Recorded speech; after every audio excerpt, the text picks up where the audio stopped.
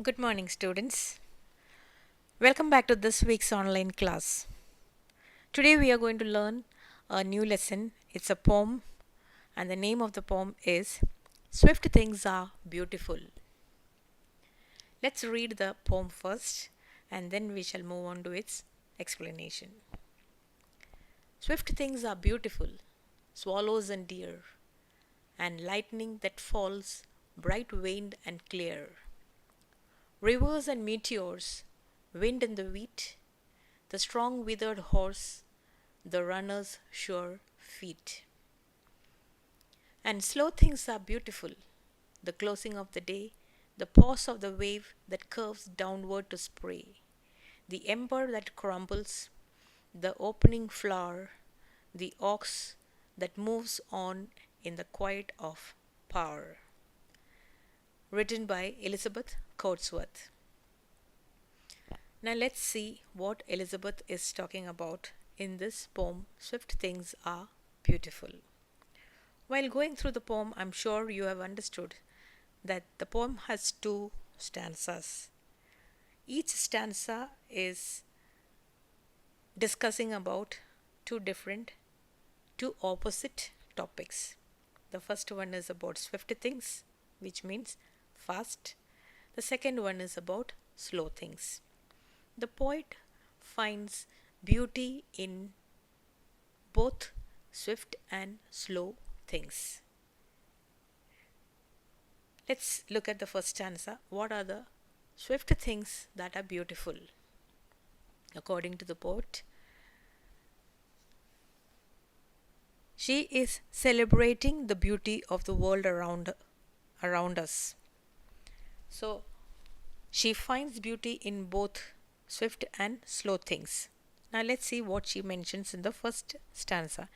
In the first stanza, she mentions that animals like deer and swallows are examples of things that move fast.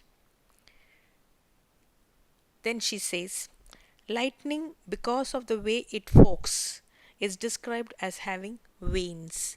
Veins as we have in our hand, wrist, same way. It looks when lightning comes, it looks as if it has veins, and it is fast. Next is she mentions about rivers and meteors. They also move fast, as does the wind that blows through a field of wheat. Then she mentions in the first stanza, as swift thing is a strong horse and a runner who move confidently are also swift things. So she finds beauty in swift things. In the second stanza, she mentions about the slow things. According to her, slow things are also beautiful. Let's see what are the things that she is mentioning as slow and beautiful.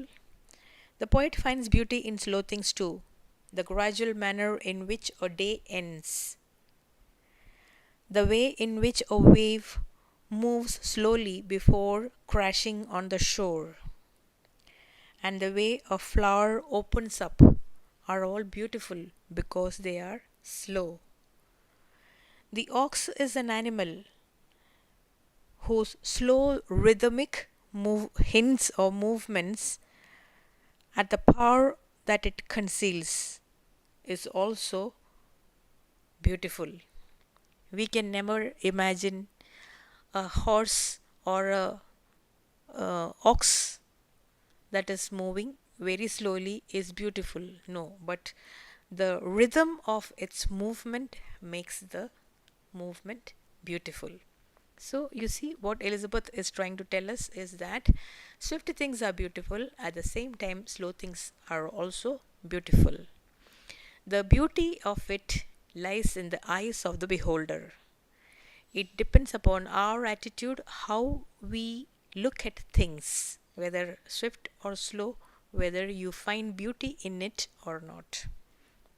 So, you see, the poet is talking about swift and slow, fast and slow things in these two poems. And After we read the lesson or the poem, we have understood that the first stanza is faster and the second stanza is slower. It's only a conscious choice to reflect the feeling of the poem and to show the differences between the stanza that she has used some images, and those images she wants to paint in our minds, in the minds of the reader. So let's look at those images. What are those? They are lightning striking suddenly, brightly, and vividly. Secondly, stalks of wheat plants in a wheat field moving and swaying because of the wind. A strong horse and a runner running with even powerful steps. A wave curving and crashing. The crumbling of a piece of hot coal into ashes. The slow, quiet, but powerful movements of an ox in a field, plowing field. These are all different images that the poet has used in order to paint a clear picture in the minds of the reader. I hope you have understood the poem very well.